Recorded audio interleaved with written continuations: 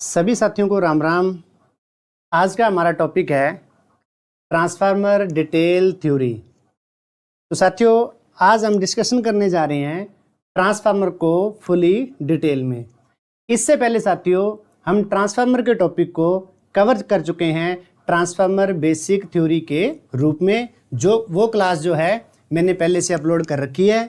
तो उस क्लास में जो बेसिक की क्लास थी, तो साथियों बेसिक की क्लास में मैंने जो है लगभग ट्रांसफार्मर की जो बेसिक बातें थी, ट्रांसफार्मर की साथियों जो बिल्कुल बेसिक बातें थी, मैंने सिर्फ आपको वही बातें कवर करवाई थी। यानी मेरी जो फर्स्ट टाइम कोशिश थी, उस कोशिश में मैंने आपको ट्रांसफार्मर से इंट्रोड्यूस करवाने की एक कोशिश की थी। जैसे ही मतलब ट्रांसफार्मर के बारे में अगर टोटल चैप्टर के वाइज 300 से 350 बातें अगर बन रही हैं, तो मेरी कोशिश थी कि बेसिक में 60 से 70 बातें कवर करके आपको जो है 60 से 70 पॉइंट कवर करके आपको जो है ट्रांसफार्मर से इंट्रोड्यूस करवाया जाए, आपको ट्रांसफार्मर से परिचित करवाया जाए। और उसके बाद अब हम डिस्कशन करेंगे ट्रांसफार्मर की फुली डिटेल थ्योरी। तो जैसे साथियों आज हम ट्रांसफार्मर की फुली डिटेल थ्योरी को कवर कर रहे हैं, इसके बाद जब हमें बेसिक भी कवर हो जाएगा, यानी थ्योरी के एंगल से हमें बेसिक भी कवर हो जाए और हमें ट्रांसफार्मर की डिटेल थ्योरी जैसा आज हम कर रहे हैं, ये डिटेल थ्योरी भी कवर हो जाएगी। उसके बाद फिर हम कोशिश करेंगे कि ऑब्जेक्टिव और न्यूमेरिकल, क्योंकि जो ऑब्जेक्टिव पोर्शन होता है वो थ्योरी में से भी बनता है और जो ऑब्जेक्टिव क्वेश्चन होता है वो न्यूमेरिकल में से भी बनता है साथियों। तो जैसे हम थ्योरी को तो कवर कर ही चुके हैं, तो अब थ्योरी के हिसाब से जो हमारा ऑब्जेक्टिव रहेगा उसको तो कवर करने में कोई मुश्किल नहीं है। लेकिन जैसे जैसे ऑब्जेक्टिव में न्यूमेरिकल क्वेश्चन आएंगे, तो न्यूमेरिकल क्वेश्चनों को भी हम जो ट्रांसफार्मर की जो ऑब्जेक्टिव क्लास रहेगी, ऑब्जेक्टिव क्लास में आपको थ्योरी से रिलेटेड ऑब्जेक्टिव और साथ में आपको ट्रांसफार्मर के न्यूमेरिकल से रिलेटेड जो ऑब्जेक्टिव रहेंगे वो भी आपको साथियों कवर करवा दिए जाएंगे। यानी थ्योरी को 3 पोर्शन में करवाने की कोशिश है मेरी। जो है फर्स्ट है साथियों बेसिक थ्योरी के रूप में, फिर डिटेल थ्योरी के रूप में, और तीसरा आपको जो है ट्रांसफार्मर करवाया जाएगा ऑब्जेक्टिव के रूप में। क्योंकि साथियों मेन जो फाइट होती है हमारी, मेन फाइट होती है ऑब्जेक्टिव फाइट। क्योंकि लास्ट जो हम एग्जाम फाइट करेंगे, एग्जाम फाइट तो साथियों हमारा जो है वो ऑब्जेक्टिव स्टेज में ही कवर करना है हमने। इसलिए ऑब्जेक्टिव में पकड़ होना बहुत जरूरी है। और जो ऑब्जेक्टिव पकड़ बनेगी साथियों वो तभी होगी कि अगर आपको उस टॉपिक की बेसिक बातें भी पता हैं, उसकी डिटेल वाइज भी आपको थ्योरी क्लियर है और उसका न्यूमेरिकल पोर्शन भी आपको क्लियर है, तो जाकर के आप थ्योरी को बहुत हद तक अच्छे तरीके से आप जो है कवर कर पाओगे साथियों। तो साथियों मेरी सभी साथियों से रिक्वेस्ट है, ट्रांसफार्मर डिटेल थ्योरी चैप्टर को करने से पहले आपने एक टारगेट करना है कि जैसे मान करके चलो कि आज मेरा टारगेट है सिर्फ और सिर्फ मैंने ट्रांसफार्मर ही कवर करना है। तो जब आपने एक दिन में ये टारगेट बना लिया कि आज मैंने सिर्फ ट्रांसफार्मर को कवर करना है, तो उसमें आपने क्या करना है, सबसे पहले सुबह आपने जो क्लास लगानी है वो लगानी है ट्रांसफार्मर बेसिक थ्योरी की क्लास, जो क्लास मैंने पहले से अपलोड कर रखी है। तो जैसे ही आप ट्रांसफार्मर की जो बेसिक की क्लास है 1 घंटा 1.5 घंटा या जितना भी उसका टाइम है, उस क्लास को अगर आप कवर कर लेते हो, उस क्लास को आप कवर कर लेते हो, उसके बाद आप कम से कम 15-20 मिनट आधे घंटे का एक गैप दे करके फिर आप शुरू करो ट्रांसफार्मर डिटेल थ्योरी की क्लास। क्योंकि जब आप पहले जो है बेसिक की ट्रांसफार्मर की बेसिक की क्लास को करोगे साथियों, तो उसमें क्या रहेगा, आपको हर पॉइंट बेसिक रूप से आपके दिमाग में फिट बैठ जाएगा। और जब आप ट्रांसफार्मर डिटेल थ्योरी करोगे तो जो बातें बेसिक वाली रिपीट होंगी तो वो तो आपको अच्छे से कवर हो ही जानी है, क्योंकि आप जस्ट आधा घंटा पहले ही आप ट्रांसफार्मर की बेसिक थ्योरी को करके आए हो। और दूसरा, जब वो चीजें ट्रांसफार्मर डिटेल थ्योरी में रिपीट होंगी तो आपके लिए काम और भी आसान हो जाएगा। आपको ये लगेगा कि ये चीज तो मैंने पहले से पढ़ रखी है, ये चीज मेरे को कवर है। यानी साथियों थ्योरी का ये सिद्धांत रहता है कि थ्योरी को आप जितना बार बार रिपीट करोगे, थ्योरी आपको उतने ही अच्छे से साथियों कवर होगी। तो यानी जहां तक इस चैप्टर को करने की बात है, तो इस चैप्टर को करने से पहले आपने सभी साथियों ने ट्रांसफार्मर की जो बेसिक की क्लास है, पहले आपने बेसिक की क्लास को बहुत अच्छे से कवर करना है और उसके बाद उसी दिन ही आपने टारगेट बना करके रखना है और सेम डे आपने फिर ट्रांसफार्मर डिटेल थ्योरी को कवर करना है। तो साथियों, इससे आपका एक तो फ्लो अच्छा रहेगा और रिपीटेड चीज़ें अच्छे से समझ आएंगी और नई चीज़ें समझने में ज़्यादा दिक्कत नहीं आएगी, क्योंकि हर चीज़, हर क्वेश्चन बेसिक के बैकअप से ही जुड़ा होता है। जैसे जैसे आप किसी भी चैप्टर की गहराई में जाओगे तो क्या होता है साथियों, वो सारी की सारी बातें किससे जुड़ी होती हैं? जुड़ी साथियों वो बेसिक से ही होती हैं। इसलिए दूसरा एक चीज़ और होती है कि जैसे किसी भी एग्जाम में जो क्वेश्चन आते हैं, क्वेश्चनों का सभी क्वेश्चन, जैसे मान करके चलो थ्योरी के अगर 50 क्वेश्चन आ रहे हैं तो 50 क्वेश्चनों का लेवल साथियों एक नहीं रहता। इसमें से आपको 15 से 20 क्वेश्चन बेसिक में से डाले जाते हैं और आगे 15 से 20 क्वेश्चन, ठीक है, आपको डिटेल माने गहराई के क्वेश्चन, जो डीप क्वेश्चन होते हैं, डीप क्वेश्चन डाले जाते हैं। इसके अलावा 10 से 15 क्वेश्चन आपके किसमें? न्यूमेरिकल पोर्शन में से डाले जाते हैं साथियों। तो इस प्रकार से जो एग्जाम भी तैयार किया जाता है, एग्जाम भी साथियों उसी तरीके से तैयार होता है। अब मान करके चलो आपका बेसिक बहुत अच्छा है, बेसिक बहुत अच्छा है, तो इसका मतलब क्या हुआ कि आपके 10 से 15 नंबर तो पक्के हैं भाई, ठीक है। और दूसरा, अगर आपने डिटेल वाइज थ्योरी को भी अच्छे से कवर कर लिया तो आप ये मान करके चलो आप 30 से 35 की एवरेज को अच्छे से कवर कर पाओगे। अब बात ये रहती है कि देखो, हर विद्यार्थी के, हर स्टूडेंट के ये तीनों पोर्शन तो मजबूत होने काफ़ी हद तक मुश्किल हैं।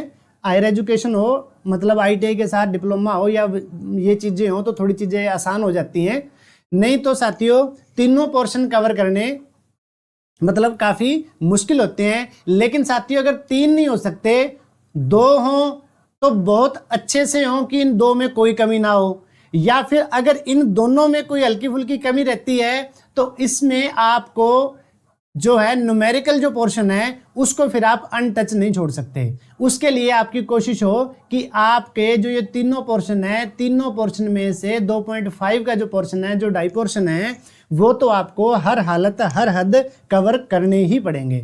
तो साथियों यानी 3 में से अगर जब तक आप 2+ पे नहीं जाओगे ना, 2+ को कवर नहीं करोगे, मतलब चाहे किसी भी पोर्शन से कर लो, या तो आप पहले 2 में से 1.8 कवर कर लो, ठीक है, और आगे इसका ही कुछ % जो है ना आप आगे इसको कवर कर लो, यानी आपने एवरेज को क्रॉस कराना है कितना? 2+ पे। यानी 3 पोर्शन है, आपने जो कवरेज करके जानी है वो 2+ की कवरेज करके जानी है आपने, तो ही जो है आप अच्छे से एग्जाम को फाइट कर पाओगे। मान लिया कि बेसिक में से या डिटेल थ्योरी में से कोई 1-2 क्वेश्चन अगर गलत भी हो गए तो जो न्यूमेरिकल के 5 से 7 क्वेश्चन या 10 क्वेश्चन हैं उनमें सभी के सभी गलत ना हो। कम से कम अगर 10 क्वेश्चन आ रहे हैं तो न्यूमेरिकल वाले में से कम से कम आप 4 तो ठीक कर दो। सारे नहीं कर सकते तो कम से कम आप 4 क्वेश्चन तो जरूर ठीक करो। यानी जिस हिसाब से एग्जाम में क्वेश्चन आते हैं, मैंने उसी हिसाब से ही थ्योरी को 3 पार्ट में कवर करवाने की कोशिश की है साथियों, क्योंकि मैंने मिक्स नहीं की। अब जिस बच्चे का लेवल ये है कि भाई वो तो बेसिक ही कर सकता है, बस वो बेसिक करे। जिसका लेवल ये है कि वो डिटेल थ्योरी को तो बहुत अच्छे से कर सकता है लेकिन न्यूमेरिकल नहीं कर सकता, तो उसके लिए वो भी ठीक है कि वो अपने हिसाब से कर सकता है। मैंने क्वेश्चन मिक्सअप नहीं किए, क्योंकि एग्जाम में तो मिक्स हो जाते हैं क्वेश्चन, या वैसे भी आप कुछ और क्लासेस अटेंड करते हो किसी और प्लेटफॉर्म से तो वहां भी क्या किया जाता है? मिक्स किया जाता है। लेकिन मेरी कोशिश ये है कि हम सिर्फ उसी पोर्शन को बार बार रिपीट करें जो पोर्शन हमारा स्ट्रांग होता जा रहा है, क्योंकि जो पोर्शन हमारा जितना ज़्यादा स्ट्रांग होएगा हमारी एवरेज भी तो उसी पोर्शन में उतनी ही अच्छी हो जाएगी साथियों। तो इस प्रकार से आपने थ्योरी को जो है 3 पार्ट में कवर करना है, जैसे मैंने करवा रखा है। और ट्रांसफार्मर के बेसिक की जो बातें यहाँ डिटेल में रिपीट होंगी उन पे मैं ज़्यादा टाइम ना लगा करके उनको मतलब रन थ्रू करके स्किप करने की कोशिश करूँगा, और इस प्रकार से हम इस चैप्टर को कवर करने की कोशिश करते हैं। तो क्वेश्चन नंबर 1 है साथियों, ट्रांसफार्मर बिना पावर, बिना फ्रिक्वेंसी बदले विद्युत धारा और वोल्टेज को कम व अधिक करता है। यानी ट्रांसफार्मर क्या कर रहा है कि जैसे आप पावर दे रहे हो कितनी 100, पावर आपने दी 100, वोल्टेज दी 50, करंट दिया 2, तो 50 गुणा 2 कितना हो गया 100। यानी पावर क्या होती है, वोल्टेज और करंट का मल्टीप्लाई। तो इस प्रकार से जब ये आगे गई पावर, अब यहाँ क्या था, यहाँ है नंबर ऑफ टर्न ज्यादा, यानी लपेटों की संख्या ज्यादा है, यहाँ लपेटों की संख्या कम होगी। तो जो कम होने से क्या होता है, जो वोल्टेज कम ज्यादा करता है ट्रांसफार्मर, वो किसके सिद्धांत पे करता है, वो करता है भाई नंबर ऑफ टर्न के सिद्धांत पे। अब यहाँ टर्न ज्यादा थी तो यहाँ वोल्टेज ज्यादा थी, यहाँ टर्न कम है तो यहाँ वोल्टेज कम होगी। तो फॉर एग्जांपल वोल्टेज यहाँ होगी 25, तो अगर वोल्टेज 25 होगी तो पावर ने कितना रहना है, पावर ने रहना है भाई 100। पावर तो इस प्राइमरी में भी 100 थी और पावर सेकेंडरी में भी 100 है, लेकिन अब इसको 100 करने के लिए अगर ये कम होगी तो भाई ये ज्यादा हो जाएगा। तो यहाँ 50 गुणा 200 था, यहाँ अगर ये वोल्टेज कम होती है तो करंट ऑटोमेटिक ज्यादा हो जाता है, इस वजह से ये 25 गुणा 4 ये 100 हो जाता है। तो इस प्रकार से हमारा जो ट्रांसफार्मर है वो वोल्टेज और करंट को तो कम ज्यादा करता है, लेकिन पावर और फ्रीक्वेंसी क्या चीज है, जो हमारी साइकिलिंग है एसी सप्लाई की, उसको कम मतलब किसी भी फॉर्म में नहीं बदलता, उसको कम ज्यादा नहीं करता। तो नेक्स्ट है साथियों, ट्रांसफार्मर म्यूचुअल इंडक्शन के सिद्धांत पर कार्य करता है। ट्रांसफार्मर म्यूचुअल इंडक्शन के सिद्धांत पर कार्य करता है। ये चीजें हम बेसिक में अच्छे से कवर कर चुके हैं। अब ट्रांसफार्मर में मुख्य 2 वाइंडिंग होती है, एक होती है प्राइमरी वाइंडिंग, एक होती है सेकेंडरी वाइंडिंग। प्राइमरी वाइंडिंग किससे जुड़ी होती है, सप्लाई से, और सेकेंडरी वाइंडिंग किससे जुड़ी हो जाती है, आपके घरों के लोड से, इंडस्ट्री के लोड से, एपी माने खेत के लोड से। ठीक है, तो इस प्रकार से जो लोड साइड होती है, जिस साइड से लोड जोड़ा जाता है, वो होती है हमारी सेकेंडरी वाइंडिंग। तो इस प्रकार से साथियों ये क्वेश्चन वही रिपीट है, विद्युत स्रोत से जुड़ी वाइंडिंग प्राइमरी वाइंडिंग कहलाती है। तो डायग्राम जो है हम बेसिक वाले में बहुत अच्छे से कवर कर चुके हैं कि कौन से पार्ट का क्या काम है।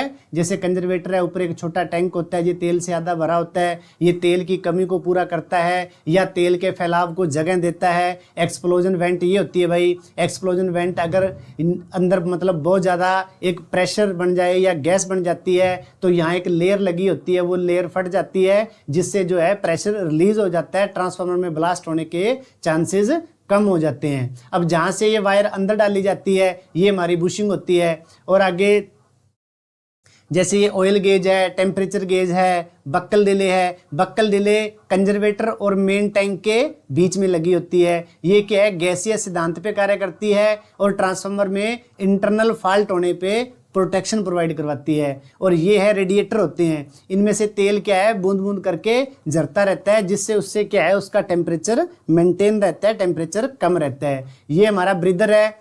ब्रीदर क्या है, जो हमारा कंजर्वेटर है, कंजर्वेटर के ऊपर से एक पाइप निकाल करके एक इस तरीके से एक प्लास्टिक टाइप का एक कप लगा दिया जाता है, उसमें एक तरीके से बजरी टाइप के जो कण होते हैं वो भर दिए जाते हैं। जो वो बजरी टाइप के कण हैं वो होता है हमारा सिलिका जेल।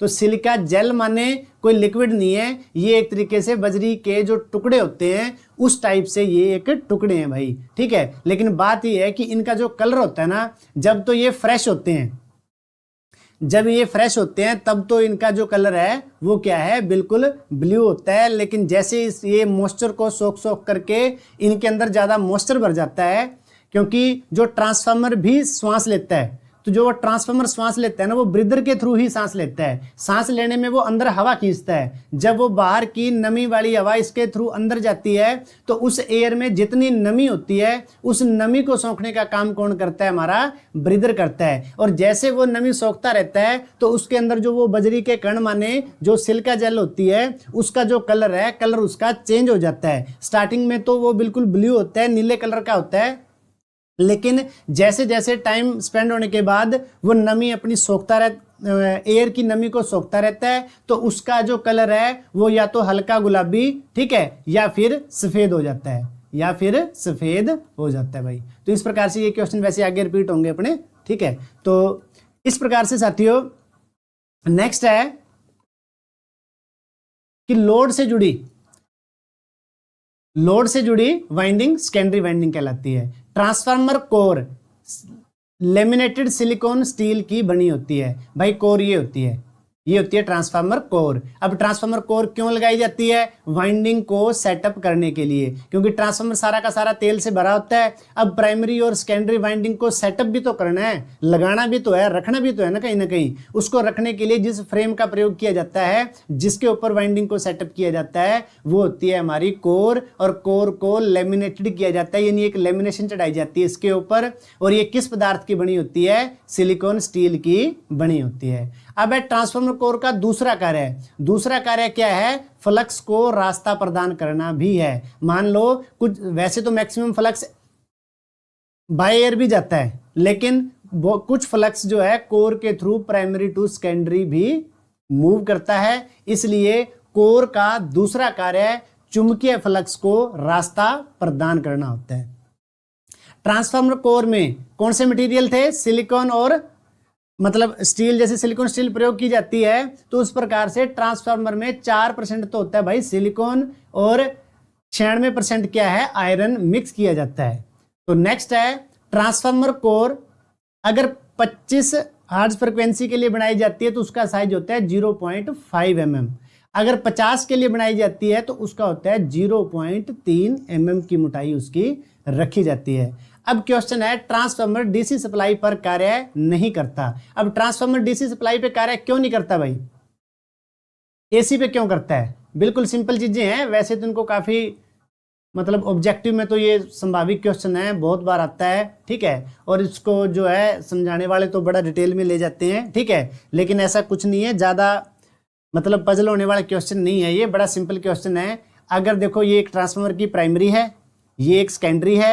अगर तो आप यहां देते हो एसी सप्लाई, तो एसी सप्लाई क्या होगी? फ्लक्स बनाएगी, ठीक है, क्योंकि एसी में चेंज होने वाला फ्लक्स पैदा होता है, तो वो फ्लक्स ट्रांसफर होकर के सेकेंडरी में चला जाता है। तो यानी बिना अटैचमेंट के flux primary to secondary move करता है। तो वो जो इधर आपने सप्लाई दी, ये सप्लाई आगे निकल गई, तो यानी इसके ऊपर किसी प्रकार का कोई बर्डन नहीं आता। अब दूसरी कंडीशन क्या रहती है कि आपने क्या किया, जहां आप एसी दे रहे थे, एसी की जगह आपने दे दी डीसी। अब डीसी जब प्राइमरी में गई तो भाई ये प्राइमरी में चली तो गई, लेकिन आगे तो रास्ता ही नहीं है जाने का, ठीक है। अब इस पे क्या है, क्योंकि जो डीसी सप्लाई होती है वो चेंज होने वाला फ्लक्स मतलब मूवेबल फ्लक्स पैदा नहीं करती।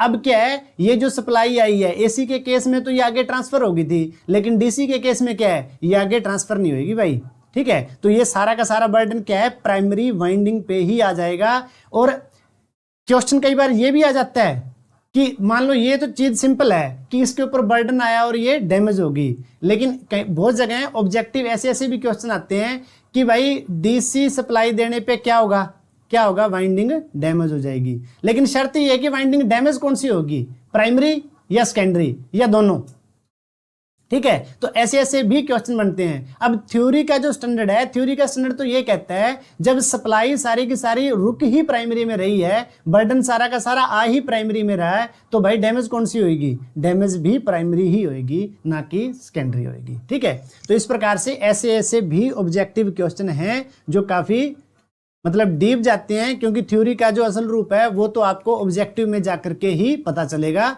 अब तो आपको जो है ना लाइन वाइज चीजें पढ़ाई जा रही हैं, समझाई जा रही हैं, आपको तो ये लग रहा है कि थ्योरी बहुत आसान है, लेकिन साथियों ऐसा नहीं है। थ्योरी मुश्किल नहीं है, लेकिन थ्योरी की गहराई बहुत ज्यादा है। यानी आप इस बात को समझना, थ्योरी मुश्किल नहीं है, लेकिन थ्योरी की गहराई ज्यादा है। अब अगर किसी चीज की गहराई ज्यादा है तो उसमें आपको बिल्कुल सेंसिटिव होकर के चलना पड़ेगा, क्योंकि जब ऑब्जेक्टिव आते हैं ना, हो सकता है एक क्वेश्चन तो वो बेसिक से उठा ले, अब दूसरा क्वेश्चन उठा लिया उसने डीप, और डीप भी बिल्कुल न्यूमेरिकल लेवल का, ठीक है। तो इस प्रकार से क्या होता है कि इन चीजों को जो है ना कवर करना होता है, तो हमें बहुत अच्छे से इन चीजों को कवर करना चाहिए। तो ये क्वेश्चन मैंने आपको क्लियर करवा दिया कि ट्रांसफार्मर डीसी सप्लाई पर कार्य नहीं करता, क्योंकि वाइंडिंग डैमेज हो जाती है, क्योंकि चेंज होने वाला फ्लक्स पैदा नहीं होता। तो नेक्स्ट है साथियों ट्रांसफार्मर की दक्षता। दक्षता क्या होती है भाई, आउटपुट। आउटपुट किसके कंपेयर, इनपुट के कंपेयर। मान लो आपने किसी ट्रांसफार्मर को इनपुट दी और उसने सेकेंडरी पर आउटपुट निकाल दी, ठीक है। अब क्या है, 100 तो आपने इनपुट दी, आगे उसने 95 जो है 95% उसने क्या निकाल दी, आउटपुट निकाल दी। अब जो ये 5% है ना, ये 5% क्या होगी भाई, 5% आपके लॉसेज हो गए, और ये क्या कह रहा है, ये कह रहे हैं कि 90 से 95, यानी एवरेज हमने मान ली 95, 90 से 98 ये बोल रहा है, लेकिन हमने एवरेज मान ली 95। तो भाई ट्रांसफार्मर की ये तो एक स्टैंडर्ड है कि वो 100 की 100 पावर नहीं निकालेगा, वो कितनी निकालेगा, 95 निकालेगा। लेकिन इसी मुकाबले में जैसे हमने पीछे जो और मशीनें की हैं, जैसे शायद जनरेटर का था 85 के करीब, तो अब क्या है, इसकी तो फिर भी 95 है, लेकिन जनरेटर की क्या थी, 85। उसका कारण क्या है कि भाई ट्रांसफार्मर एक स्टैटिक मशीन है, इसमें जो मैकेनिकल लॉसेज होते हैं, जो फ्रिक्शन के कारण, घर्षण के कारण, वो नहीं होते, इसलिए इसकी तो लगभग 95 के करीब है। अब जो घूमने वाली मशीनें हैं उनमें जो मैकेनिकल लॉस भी साथ में ऐड हो जाते हैं, किसके, आयरन लॉस। देखो ट्रांसफार्मर में तो दो ही हैं, आयरन लॉस और कॉपर लॉस, ठीक है। लेकिन भाई जो हमारी जो ये रोटेटिंग मशीनें हैं, रोटेटिंग मशीनों में इन दोनों के साथ एक ऐड हो जाते हैं मैकेनिकल लॉसेज,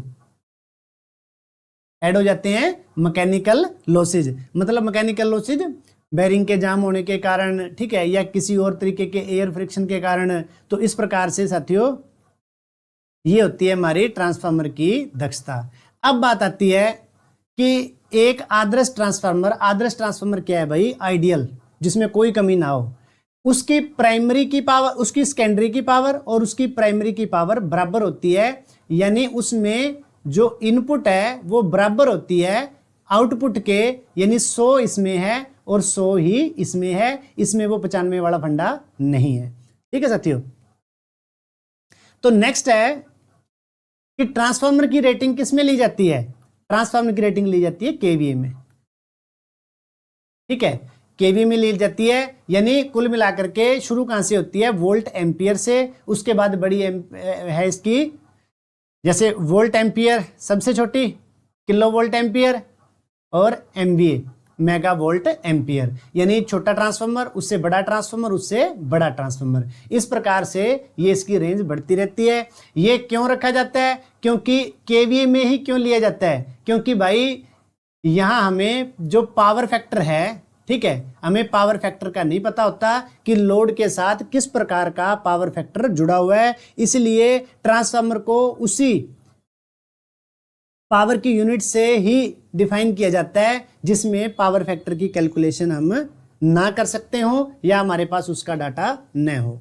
तो नेक्स्ट है, स्टेप अप ट्रांसफार्मर में सेकेंडरी वाइंडिंग में नंबर ऑफ टर्न अधिक होती है। सिंपल सी बात है भाई, स्टेप अप यानी अप है तो वो क्या करेगा, वोल्टेज को बढ़ाएगा। वोल्टेज को कैसे बढ़ाएगा भाई, जब उसमें secondary side number of turn ज्यादा है तो यहाँ वोल्टेज ज्यादा रहेगी, secondary side number of turn है कम है तो यहाँ वोल्टेज कम रहेगी, ठीक है, सिंपल क्वेश्चन है भाई। नेक्स्ट है, स्टेप डाउन ट्रांसफार्मर वोल्टेज को घटाता है। अब भाई नंबर ऑफ टर्न यहाँ क्या है, ज्यादा, अब ये ज्यादा वाला फ्लक्स यहाँ किस में कन्वर्ट हो गया, कम में, तो प्राइमरी में वोल्टेज क्या थी, ज्यादा, यहाँ सेकेंडरी में वोल्टेज क्या होगी, कम, ठीक है, तो यहाँ लो वोल्टेज होगी। तो इस प्रकार से ये लाइन अपनी क्लियर होती है। अब स्टेप डाउन ट्रांसफार्मर की सेकेंडरी वाइंडिंग में नंबर ऑफ टर्न कम होती है। स्वाभाविक सी बात है, जब वो है ही स्टेप डाउन, वोल्टेज को कम कर रहा है, तो वोल्टेज को कम कैसे करता है वो, नंबर ऑफ टर्न के हिसाब से। तो नेक्स्ट है, ट्रांसफार्मर की प्राइमरी और सेकेंडरी के बीच कितना अंतर होता है भाई, 180 डिग्री। भाई ये जो एंगल है ना, ये एंगल आपने सारे के सारे याद रखने हैं, क्योंकि हमने एक 360 डिग्री का एंगल था वो हमारा मोटरों में था, 120 जो 3 फेज की मोटर थी उनकी बात है, ठीक है। टोटल एंगल स्टेटर का 360 का होता है, और एक वाइंडिंग के सेट के बीच का जो होता है, ठीक है, वो हमारा 120 होता है। प्राइमरी में शायद 90 का होता है अपना, ठीक है, टोटल शायद उसका 180 का होता है, इस तरीके से, ठीक है। तो जो ये एंगल हैं, अब इस क्वेश्चन को अच्छे से समझना है कि ट्रांसफार्मर की प्राइमरी और सेकेंडरी में वोल्टता में जो एंगल है, अब देखो दो ही एंगल है, देखो टोटल कितना हो गया, टोटल हो गया 360, ठीक है, और प्राइमरी और सेकेंडरी तो क्या है, दो ही हैं, ठीक है, तो 2 से डिवाइड 180 डिग्री हो जाती है वोल्टता की, इसकी जो है फेज अंतर होता है जो, ठीक है, वो कितना हो जाता है 180 का। तो नेक्स्ट है साथियों, ट्रांसफार्मर की इनपुट पावर के बराबर आउटपुट पावर न निकाल पाना क्या कहलाता है? लॉसेज कहलाता है। इसको हम डिस्कशन पीछे कर चुके हैं। ट्रांसफार्मर में लॉसेज दो प्रकार के होते हैं, एक होता है आयरन लॉसेज, एक होता है कॉपर लॉसेज। लोह भाग, आयरन माने लोह भाग में होने वाले लॉसेज को आयरन लॉसेज कहा जाता है, कॉपर भाग में होने वाले लॉसेज को कॉपर लॉस कहा जाता है। यानी वाइंडिंग में जो पावर खपत हो रही है वो कॉपर लॉसेज, और जो आयरन, आयरन माने कोर में भी हो सकती है और उसकी बॉडी में भी हो सकती है, ठीक है, तो वो होते हैं हमारे आयरन लॉस। अब ये होते किस प्रकार से हैं? जैसे मान करके चलो कि ट्रांसफार्मर की वाइंडिंग है वो गर्म होने लगी। अब गर्म होने के बाद क्या होता है? जब वाइंडिंग गर्म होती है तो उसमें हीट पैदा होती है। हीट का फॉर्मूला क्या है? I²R। तो मतलब उसमें अगर करंट की खपत हुई है, ठीक है, तो ही हीट पैदा हुई है ना, ठीक है। तो अब जो करंट की खपत हुई है वो खपत किस में से हुई है? हमारी दी गई इनपुट में से। तो जब इनपुट में से करंट की खपत हो रही है तो भाई जो खपत अब हीट के रूप में होगी वो आउटपुट पे तो नहीं जाएगी ना, ठीक है। तो इस प्रकार से हमारे ये क्या होते हैं? ये हमारे लॉसेज होते हैं साथियों, ठीक है। तो इस प्रकार से आयरन लॉस, देखो आयरन लॉस को नो लोड लॉस भी कहा जाता है, ठीक है। नो लोड मतलब जो लोहे ने गर्म होना है, जो आयरन भाग ने गर्म होना है वो तो होना ही होना है, चाहे आपने ट्रांसफार्मर की सेकेंडरी के ऊपर चाहे आपने लोड जोड़ा है या नहीं जोड़ा, क्योंकि आयरन में से तो करंट फ्लो हो ही रहा है, ठीक है। और अगर आपने सेकेंडरी पे लोड जोड़ दिया तो अब क्या है? अब जो है आपका करंट किस में से फ्लो हो रहा है? वाइंडिंग में से भी फ्लो हो रहा है। तो आयरन लॉस को नो लोड लॉस भी कहा जाता है, यानी जो ये लोड है ये बिना, जो ये लॉस है ये बिना लोड के भी कंटिन्यू रहते हैं साथियों। इस प्रकार से लॉसेज प्रत्येक लोड पर समान रहते हैं। किसके समान रहते हैं भाई? आयरन लॉस जो है ये प्रत्येक लोड पे समान रहता है, लेकिन जो कॉपर लॉस है, कॉपर लॉस डिपेंड करता है लोड करंट के ऊपर कि आपके लोड आपने कितना हैवी जोड़ रखा है। जैसे जैसे हैवी लोड जोड़ते जाओगे वाइंडिंग में से उतना ही ज्यादा करंट फ्लो होता जाएगा। जितना ज्यादा करंट फ्लो होता जाएगा उतनी ज्यादा उसमें हीट बढ़ने के चांसेस होंगे और उतनी ही ज्यादा उसमें कॉपर लॉस होने के चांसेस रहेंगे साथियों।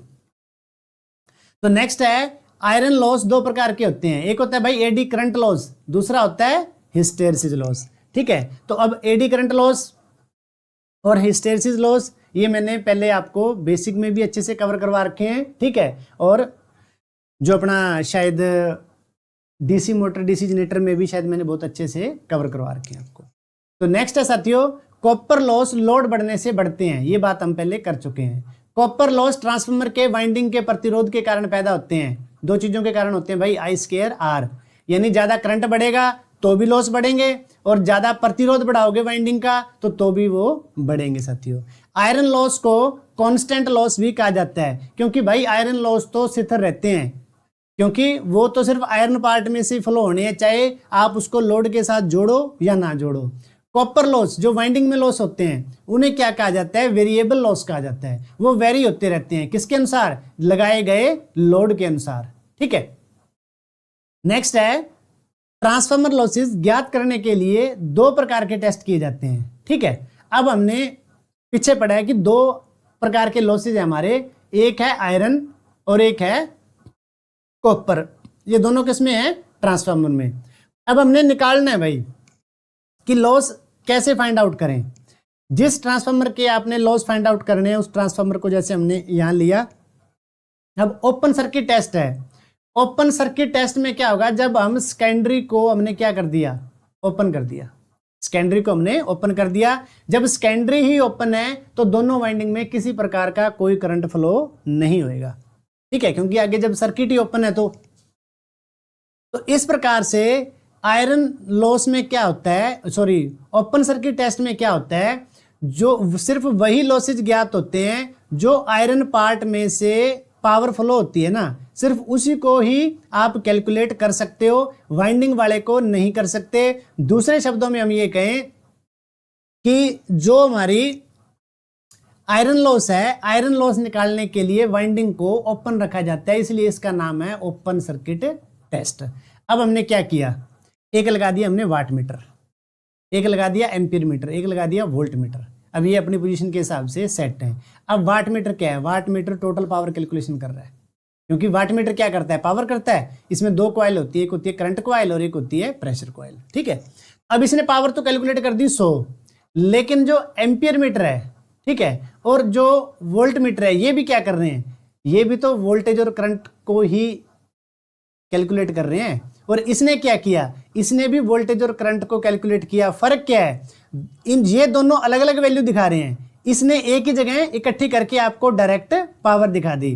तो अब क्या हुआ, एग्जाम्पल के लिए है कि वोल्ट मीटर ने यहां वोल्टेज दिखा दी 45, ठीक है, करंट दिखा दिया 2, तो टोटल कितनी होगी 90।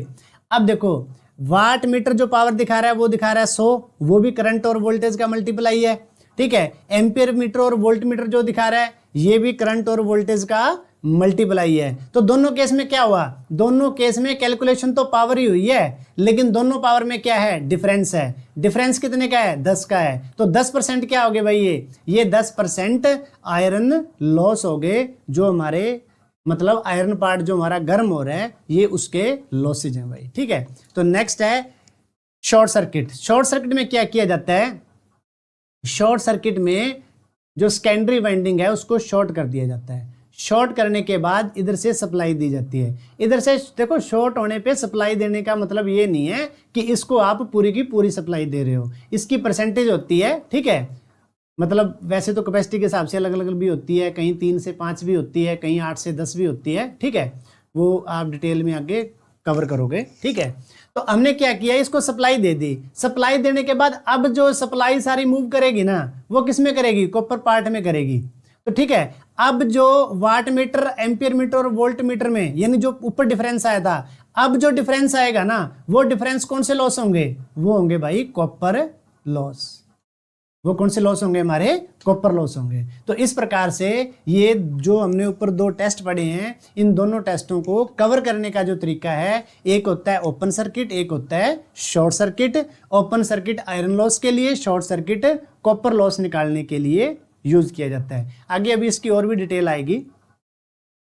Open circuit test iron loss निकालने के लिए, ओपन सर्किट टेस्ट में सेकेंडरी को ओपन रखा जाता है। ओपन सर्किट में धारा का मान 0 और प्रतिरोध अनंत होता है। देखो धारा का मान क्या हो गया, 0, क्योंकि धारा फ्लो हो ही नहीं पाएगी। प्रतिरोध कितना हो गया, प्रतिरोध अनंत, क्योंकि गैप बहुत ज्यादा है भाई, ठीक है। तो यहां अनंत प्रतिरोध है, बहुत ज्यादा प्रतिरोध है, तभी तो मतलब सेकेंडरी आपस में टच नहीं हो पा रही, फ्लो नहीं हो पा रहा, ठीक है। नेक्स्ट, ओपन सर्किट टेस्ट में नो लोड अवस्था में सेकेंडरी में कोई चुंबकीय क्षेत्र पैदा नहीं होता, क्योंकि जब भाई वो है ही ओपन तो उसमें कोई चुंबकीय फ्लक्स पैदा नहीं होता। शॉर्ट सर्किट टेस्ट में लो वोल्टेज साइड वाइंडिंग को क्या किया जाता है भाई, शॉर्ट किया जाता है। तो अब यहां किसको शॉर्ट किया गया है, एलवी साइड को, ठीक है। तो नेक्स्ट है, देखो साथियों एक चीज का ध्यान रखना, प्राइमरी और सेकेंडरी है अलग चीज, ठीक है। एचवी और एलवी है अलग चीज, ठीक है। प्राइमरी क्या है, जिसको सप्लाई दे रहे हो, सेकेंडरी क्या है, जिसके साथ लोड जोड़ रहे हो। एचवी और जो एलवी है ना, ठीक है, वो भाई अलग अलग होती है। अलग अलग कैसे होती है, अगर तो आपका ये ट्रांसफार्मर है स्टेप डाउन ट्रांसफार्मर, तो इसकी प्राइमरी साइड तो है हाई वोल्टेज और सेकेंडरी साइड है इसकी लो वोल्टेज। अगर ये आपका ट्रांसफार्मर उल्टे क्रम का हो, उल्टे क्रम माने जो ये हो स्टेप अप का, स्टेप अप अगर ये ट्रांसफार्मर हो तो स्टेप अप क्या करेगा, ये वोल्टेज ज्यादा देगा तो तब ये क्या हो जाएगी, हाई वोल्टेज, और ये हो जाएगी आपकी लो वोल्टेज, ठीक है।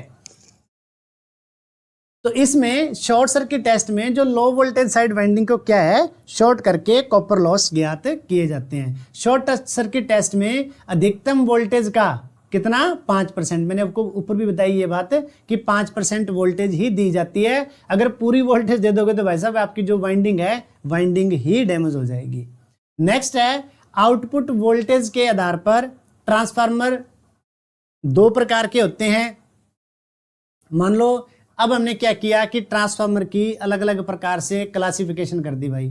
आउटपुट वोल्टेज के आधार पर एक है मतलब हाई वोल्टेज यानी उच्च वोल्टेज और लो वोल्टेज, मतलब एलवी और एचवी के हिसाब से। कोर की बनावट के हिसाब से कोर 3 प्रकार की होती है भाई, जिसके ऊपर वाइंडिंग सेटअप की जाती है। Core type, shell type, berry type. फेजों के आधार पे सिंगल फेज, 3 फेज, ठीक है। व्यापारिक आधार पे एक होते हैं पावर ट्रांसफार्मर जो पावर हाउस में प्रयोग किए जाते हैं, एक होते हैं वितरण ट्रांसफार्मर जो हमारे डोमेस्टिक एरिया में, गली मोहल्ले में, सिटी में जो ट्रांसफार्मर लगे होते हैं, ठीक है, वो होते हैं हमारे डिस्ट्रीब्यूशन माने वितरण ट्रांसफार्मर। एक है अब कूलिंग के आधार पर, कूलिंग के आधार पर जो हमारे ट्रांसफार्मर हैं वो है एक तो ऑटोमेटिक सिर्फ नेचुरली ठंडे होते रहते हैं, ठीक है, और एक है जिसमें तेल के फ्लो को रोटेट करवाया जाता है। एक है कि आप मतलब जो है ना उसके ऊपर किसी तरीके से पानी से कूलिंग की जाती है, ठीक है, उसके रेडिएटर पे पानी डाल करके कूलिंग दी जाती है। और दूसरा रेडिएटर पे हवा का प्रेशर डाल करके जैसे फैन लगे होते हैं तो उस प्रकार से जो है कूलिंग दी जाती है। नेक्स्ट है आउटपुट दक्षता के आधार पर। एक होते हैं सेल्फ, जैसे मान लो ऑटो ट्रांसफार्मर, ठीक है, और दूसरा होते हैं इंस्ट्रूमेंट ट्रांसफार्मर, ठीक है। अब सेल्फ वाले तो क्या है, सिंगल फेज ट्रांसफार्मर हो गए, ऑटोमेटिक वोल्टेज को कम ज्यादा करने का काम करते हैं। इंस्ट्रूमेंट में आती है, एक आती है सिटी और एक आती है हमारी पीटी। तो एक आती है हमारी पीटी। तो ये दो प्रकार के जो हैं इंस्ट्रूमेंट ट्रांसफार्मर होते हैं। नेक्स्ट है स्टेप अप ट्रांसफार्मर। अप माने जो वोल्टेज को बढ़ाने का काम करे, डाउन माने जो वोल्टेज को घटाने का काम करे। अब बात आती है भाई कोर की। कोर है हमारी तीन प्रकार की, ठीक है। एक होती है कोर टाइप, एक होता है शेल टाइप और एक होती है बेरी टाइप। अब इन तीनों की शेप आप देख सकते हो। ये एल टाइप मतलब दो एल को जोड़ रखा है आपस में, ठीक है, और ये एक ई और एक आई को मतलब आपने जोड़ करके बना रखा है। और ये berry type special type purpose से बनाई जाती है। इसमें क्या है, कुंडली दोनों की ओर भुजाओं पर स्थापित होती है। इसमें कोर वाइंडिंग से चारों तरफ घिरी होती है, ठीक है। अब क्या है, इस ट्रांसफार्मर में चुंबकीय परिपथ का मार्ग एक ही होता है। इसमें दो होते हैं और इसमें अनेक रास्ते होते हैं भाई, ठीक है। इसमें लिंब दो ही होते हैं, इसमें लिंब तीन होते हैं, ये देख सकते हो आप। इसमें लिंब दो ही हैं, इसमें लिंब तीन है, ठीक है। इस प्रकार से कोर की दोनों भुजाओं का क्षेत्रफल समान होता है। कोर की मध्य भुजा का क्षेत्रफल अन्य दो भुजाओं से 2 गुना होता है भाई, ठीक है। तो इस प्रकार से ये जो है तीन प्रकार की कोर हैं, इनकी अलग अलग विशेषताएं हैं। इनमें से क्वेश्चन उठते हैं, लीकेज किसमें ज्यादा होती है, लीकेज किसमें कम होती है। इस प्रकार से क्वेश्चन उठते हैं कि कोर में कितने लिंब, कितने रास्ते, कितने पथ होते हैं। तो इस प्रकार से आप ऑब्जेक्टिव में ऐसे ऐसे क्वेश्चन आपको देखने को मिलेंगे साथियों, ठीक है। नेक्स्ट है ट्रांसफार्मर में, इस प्रकार के ट्रांसफार्मर में हानियां अधिक होती हैं और इस प्रकार के ट्रांसफार्मर, ये किसकी बात हो रही है भाई, कोर टाइप और शेल टाइप की बात हो रही है, ठीक है। दक्षता, अधिक दक्षता होती है, दक्षता कम होती है, ठीक है। लीकेज फ्लक्स अधिक होता है किसमें, कोर टाइप में, ठीक है, और लीकेज फ्लक्स कम होता है बेरी टाइप में, लीकेज फ्लक्स कम होता है शेल टाइप में, ठीक है। और जो बेरी टाइप है ये स्पेशल डिजाइनेड होते हैं भाई, ये विशेष उद्देश्य के लिए ही बनाए जाते हैं, लैब टेस्टिंग के लिए ही ये बनाए जाते हैं। नेक्स्ट है कोर टाइप निम्न वोल्टेज के लिए, shell type voltage step up और स्टेप दोनों के लिए, बेरी टाइप स्पेशल उद्देश्य के लिए। नेक्स्ट है single winding transformer auto transformer कहलाता है। ऑटो ट्रांसफार्मर सेल्फ इंडक्शन के सिद्धांत पर कार्य करता है। मतलब सेल्फ माने एक ही वाइंडिंग होती है, वही प्राइमरी का काम करती है, वही सेकेंडरी का काम करती है उसमें। लेकिन जब एक ही वाइंडिंग से एक ही प्रकार के फ्लक्स से जो है स्टेप अप स्टेप डाउन होती है, तो वो होता है हमारा सेल्फ इंडक्शन। म्यूचुअल होता है कि जब एक वाइंडिंग में फ्लो है और वो दूसरी वाइंडिंग में पास हो रहा है बिना अटैचमेंट के, तो वो होता है हमारा म्यूचुअल इंडक्शन। नेक्स्ट है ऑटो ट्रांसफार्मर का उपयोग स्टेबलाइजर, इंडक्शन मोटर, गति नियंत्रण के लिए बूस्टर के रूप में प्रयोग किया जाता है। इंस्ट्रूमेंट ट्रांसफार्मर के रूप में सिटी और पीटी प्रयोग की जाती है। सिटी क्या करती है, ऊपर से आने वाले करंट को कम करके उसको नापती है, ठीक है, यानी करंट को कम करती है तो वोल्टेज बढ़ जाता है, ठीक है। तो इस प्रकार से ये सिटी का था। और नेक्स्ट ये पीटी का है, अब सिटी क्या है, सिटी क्या करती है, लाइन के करंट को पहले कम करती है। करंट को कम कर दिया तो वोल्टेज क्या होगी, ज्यादा, इसलिए सीटी को स्टेप अप ट्रांसफार्मर भी कहा जाता है। सीटी का उपयोग एम्पियर मीटर में करंट नापने के लिए, क्लिप ऑन टेस्टर, भाई जो क्लिप की तरह होता है चलती वायर में यानी चलती सप्लाई में वायर के करंट को नापने के लिए प्रयोग करते हैं, उसका नाम होता है क्लिप ऑन टेस्टर। नेक्स्ट है पीटी वोल्टेज को कम करती है। अब ऊपर से लाइन में से आने वाली वोल्टेज को कम करके बाद में उसको नापना, तो वोल्टेज को क्या किया, कम किया। अगर वोल्टेज कम होगी तो ये ट्रांसफार्मर कौन सा हो गया भाई, स्टेप डाउन ट्रांसफार्मर। तो पीटी क्या है, पीटी स्टेप डाउन ट्रांसफार्मर। अगर वोल्टेज कम होती है तो करंट क्या हो जाता है भाई, करंट बढ़ जाता है। पीटी का उपयोग वोल्टमीटर के रूप में किया जाता है। क्लिप ऑन टेस्टर चालू लाइन में धारा नापने का यंत्र है। ट्रांसफार्मर की शक्ति लोड करंट द्वारा निर्धारित होती है जो पावर फैक्टर पर निर्भर करती है। शून्य लोड पर, अब क्या है देखो, शून्य लोड पर प्राइमरी और सेकेंडरी में जो ईएमएफ है वो इन फेज होती है। कि इन फेज का मतलब क्या हो गया कि जैसे वो लैगिंग लीडिंग वाला सिस्टम होता है पावर फैक्टर में, मतलब लैगिंग ना तो वो लैगिंग होती ना ही वो लीडिंग होती, वो इन फेज चलती हैं दोनों जब आपके ट्रांसफार्मर के ऊपर लोड क्या हो, शून्य हो। नेक्स्ट है ट्रांसफार्मर में तेल इंसुलेशन का काम करता है प्राइमरी और सेकेंडरी और बॉडी में, और उनको कूलिंग देने का भी काम करता है, यानी हीट को कम करने का काम करता है। पावर फैक्टर का मान इकाई होने पर ट्रांसफार्मर की दक्षता अनंत हो जाती है। भाई अगर आपके ट्रांसफार्मर के साथ जुड़े हुए लोड का जो पावर फैक्टर है वो अगर इकाई हो जाए तो आपका ट्रांसफार्मर जो है ना बहुत अच्छी एफिशिएंसी आपको देगा। अब एफिशिएंसी को नापा किस में जाता है, वोल्ट एम्पियर में नापा जाता है भाई। थ्री फेज ट्रांसफार्मर की एक वाइंडिंग जल जाने पर या एक वाइंडिंग ओपन हो जाने पर 58% पावर वो फिर भी देता रहेगा।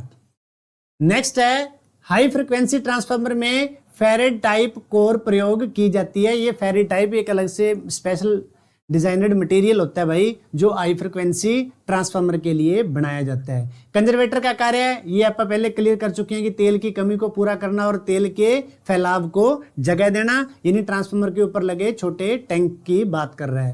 ट्रांसफार्मर की प्राइमरी और सेकेंडरी वाइंडिंग के मध्य प्रतिरोध, अब दोनों में गैप बहुत है भाई प्राइमरी और सेकेंडरी में, तो इनके बीच का प्रतिरोध क्या हो गया, प्रतिरोध बहुत ज्यादा हो गया। वो प्रतिरोध क्या करता है, इसमें से मतलब इन दोनों को आपस में अटैच नहीं होने देता इलेक्ट्रिकली। उसका कारण क्या है कि इसका प्रतिरोध अनंत होता है भाई। अब ट्रांसफार्मर में उत्पन्न होने वाला दोष हमिंग दोष कहलाता है। जो आपने ट्रांसफार्मर के पास खड़े होकर के आपने एक आवाज सुनी होगी हमिंग टाइप की, तो वो क्या होती है हमारी, उसे कहा जाता है हमिंग दोष। अब वो कौन से भाग में पैदा होती है, वो भाई कोर में पैदा होती है।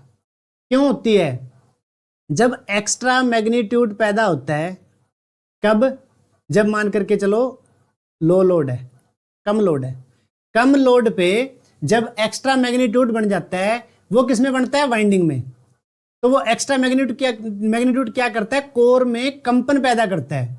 ये जो आवाज है ये कोर के कंपन की आवाज होती है। ट्रांसफार्मर की कोर क्या करती है, कंपन करती है भाई। और नेक्स्ट है फ्रीक्वेंसी बढ़ने से आउटपुट वोल्टेज कम हो जाती है, तो वो तो क्लियर ही है। आर्क वेल्डिंग ट्रांसफार्मर की आउटपुट वोल्टेज निम्न और उच्च धारा। अब आर्क वेल्डिंग में क्या करना होता है, हमने हीट पैदा करनी होती है भाई, और हीट पैदा करने के लिए I स्क्वायर R चाहिए हमें, तो I की वैल्यू ज्यादा चाहिए। तो जो वेल्डिंग ट्रांसफार्मर होते हैं उनमें क्या किया जाता है, वोल्टेज को कम करके धारा को बढ़ा करके। धारा को क्यों बढ़ाया जाता है, क्योंकि जो हीट पैदा होगी वो किसके कारण होती है, करंट के कारण होती है। नेक्स्ट है ट्रांसफार्मर की प्राइमरी और सेकेंडरी वाइंडिंग में दूरी बढ़ाने से आउटपुट वोल्टेज कम हो जाती है। स्वाभाविक सी बात है भाई, अगर इनके बीच में आप दूरी ज्यादा कर दोगे तो फ्लक्स का पास होना कम हो जाएगा, फ्लक्स कम पास होएगा तो आउटपुट वोल्टेज कम हो जाएगी। नेक्स्ट है ट्रांसफार्मर का पावर फैक्टर निर्भर करता है किसके ऊपर, लोड के ऊपर। ट्रांसफार्मर का पावर फैक्टर उसके द्वारा जोड़े गए लोड पर निर्भर करता है। अब आपने ट्रांसफार्मर पे सारी की सारी मोटर चला दी तो भाई पावर फैक्टर डाउन जाएगा। अब आपने ट्रांसफार्मर के ऊपर सिर्फ नॉर्मल लोड, लाइटिंग लोड ही चलाया, सिर्फ कोई इंडक्टिव लोड नहीं चलाया आपने, ठीक है, तो उससे पावर फैक्टर अलग रहेगा। अब सारा का सारा अगर कैपेसिटिव लोड चला दिया आपने, ठीक है, तो यानी ट्रांसफार्मर का जो पावर फैक्टर है उसका खुद का कोई पावर फैक्टर नहीं होता, वो डिपेंड करता है उसकी सेकेंडरी के साथ जोड़े गए लोड पर। नेक्स्ट है ट्रांसफार्मर में घर्षण लॉसेज नहीं होते क्योंकि इसमें कोई घूमने वाला भाग नहीं होता। ट्रांसफार्मर म्यूचुअल इंडक्शन के सिद्धांत पर कार्य करता है। ट्रांसफार्मर की लो वोल्टेज का क्रॉस सेक्शन एरिया अधिक होता है। भाई देखो, जो लो वोल्टेज साइड है वहां करंट क्या हो गया, करंट ज्यादा, ठीक है। जहां करंट ज्यादा है तो वहां उस वायर को लगा लो या उस कोर को, वाइंडिंग को लगा लो, उस वाइंडिंग का जो क्रॉस सेक्शन एरिया वो आपको क्या है, ज्यादा रखना पड़ेगा, क्योंकि आपने ज्यादा करंट फ्लो करवाना है तो क्रॉस सेक्शन एरिया ज्यादा रखना पड़ेगा। ज्यादा क्यों रखते हैं, क्योंकि क्रॉस सेक्शन एरिया जितना ज्यादा होता है प्रतिरोध उतना कम होता है। नेक्स्ट है ट्रांसफार्मर में high voltage side number of turn अधिक होती हैं। ये चीजें हम पहले कवर कर चुके हैं। अब बड़ा इंपॉर्टेंट क्वेश्चन है, ट्रांसफार्मर अधिकतम दक्षता प्राप्त करने के लिए शर्त क्या होती है भाई। अगर आपने किसी भी ट्रांसफार्मर की मैक्सिमम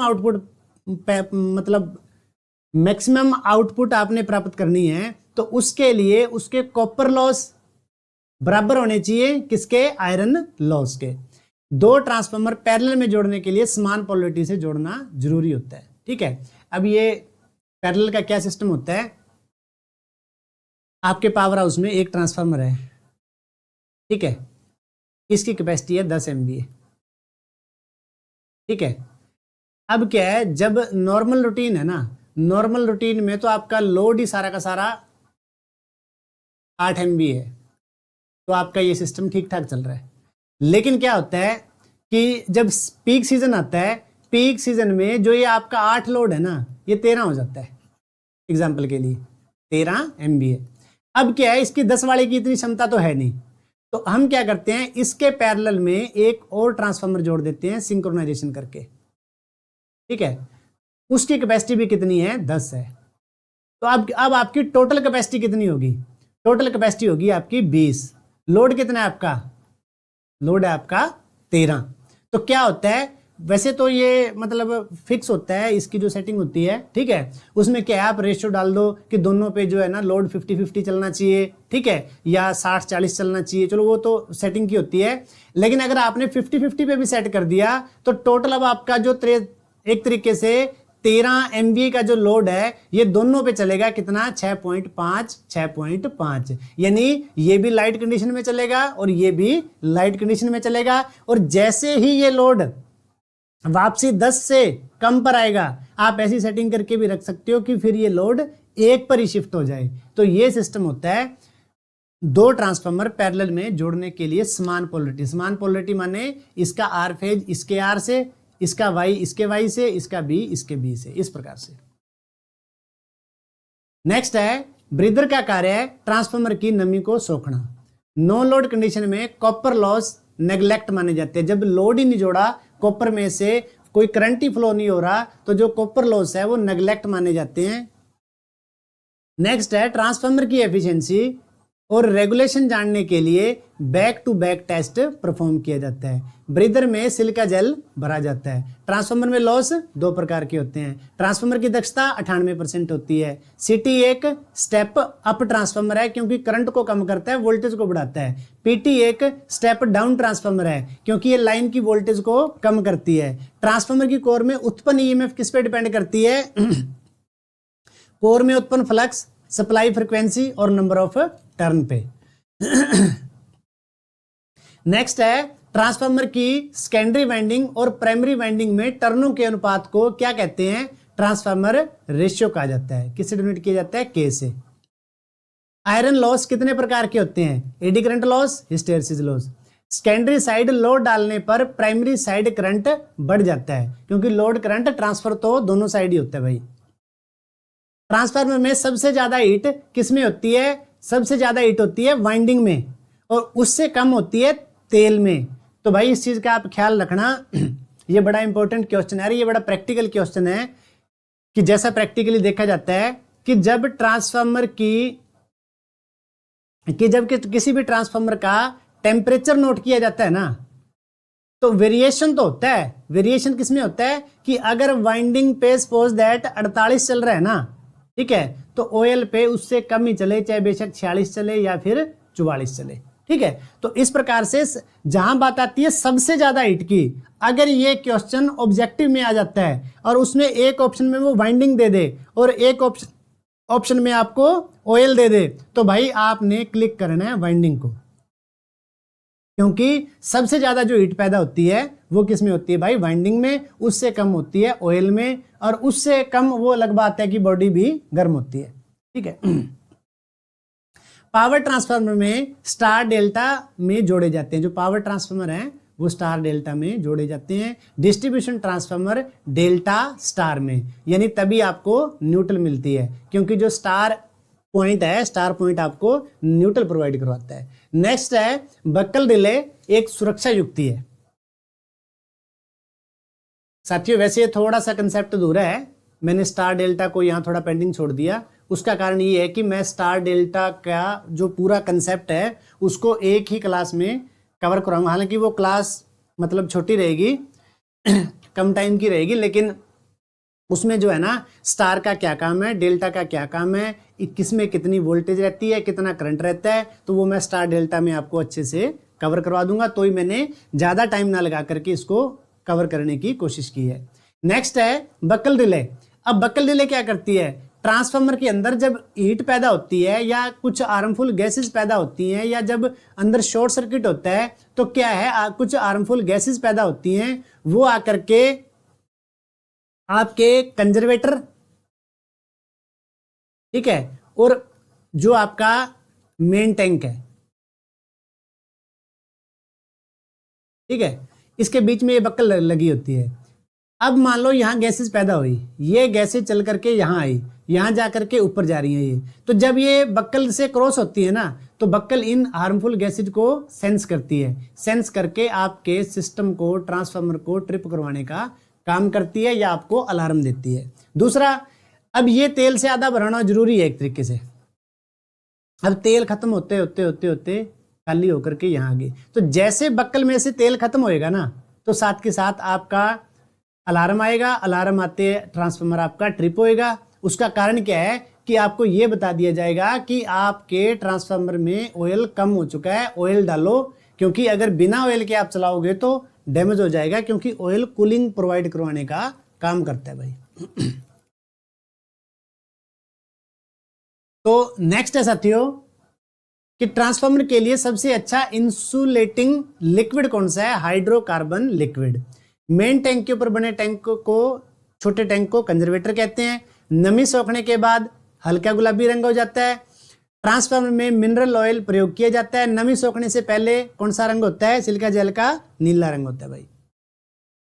ट्रांसफार्मर में आयरन लॉस निकालने के लिए कोर का भार पता होना, ये एक फॉर्मूला है भाई, आगे आएगा, ठीक है, तो बहुत जरूरी है। ट्रांसफार्मर एक दिन में आउटपुट बटा इनपुट का अनुपात क्या कहलाता है, all day efficiency, all day efficiency कहलाती है एक दिन की, ठीक है। तो भाई ये ऑब्जेक्टिव में कई बार आया हुआ क्वेश्चन है।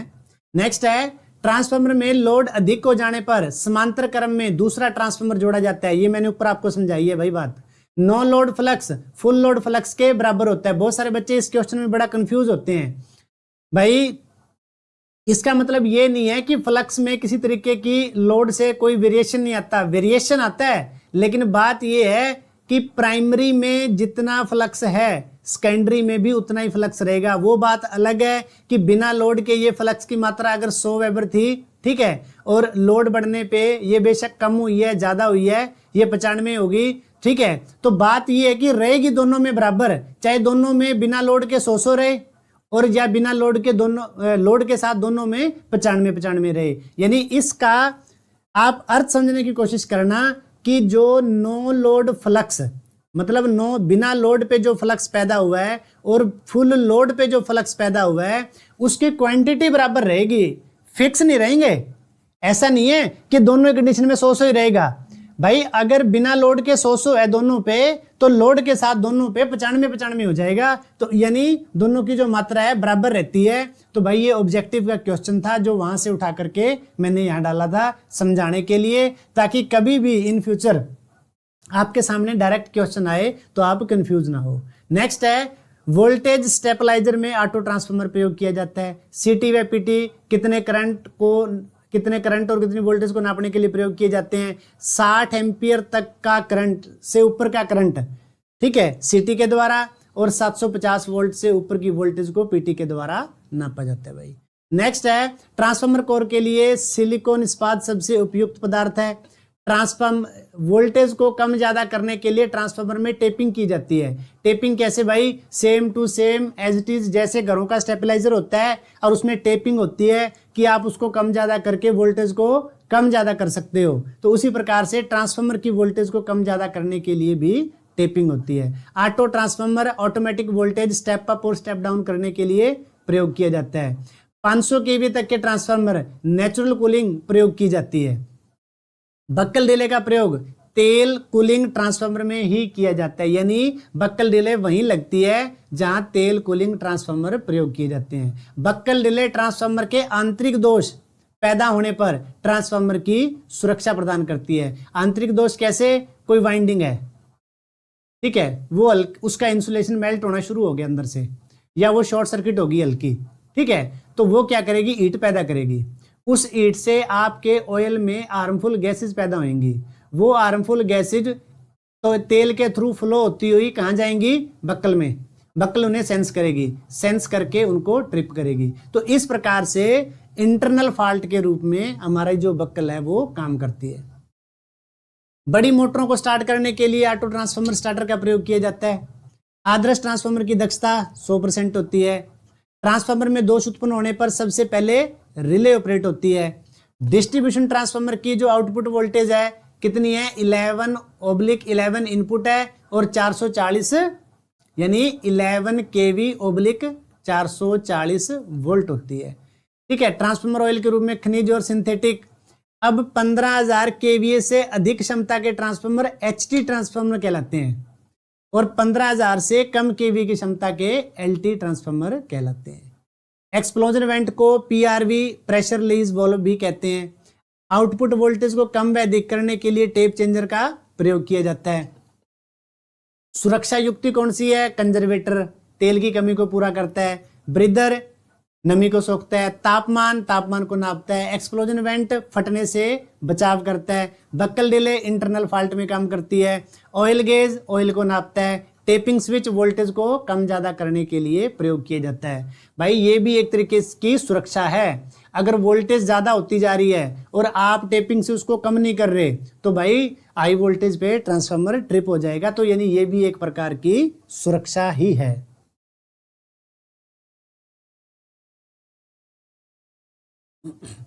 नेक्स्ट है बैरिक का उपयोग एसी सप्लाई को कम ज्यादा करने के लिए किया जाता है और डीसी सप्लाई को कम ज्यादा करने के लिए रियोस्टेट का प्रयोग किया जाता है। नेक्स्ट है ट्रांसफार्मर को डीसी सप्लाई से जोड़ने पर ट्रांसफार्मर की वाइंडिंग जल जाती है। कौन सी? प्राइमरी।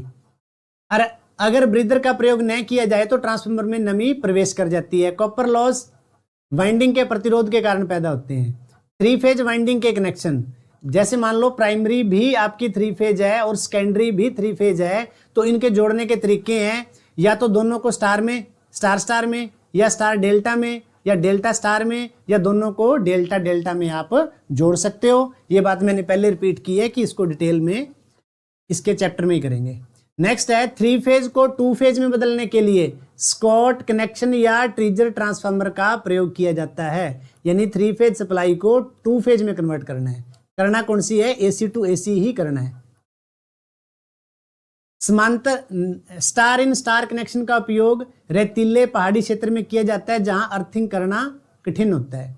ट्रांसफार्मर को समांतर क्रम में जोड़ने की शर्तें हैं समान फेज क्रम, समान वोल्टेज और समान ध्रुवता और समान इंपीडेंस होना चाहिए। सिटी 100 से 200 एम्पीयर करंट को केवल 1 या 2 एम्पीयर में बदलती है, ठीक है। पीटी 11,000 से 22,000 वोल्टेज को 50 या 100 में बदलती है, उसको नापती है और बाद में उसकी एक्चुअल वैल्यू को डिस्प्ले पे शो करती है।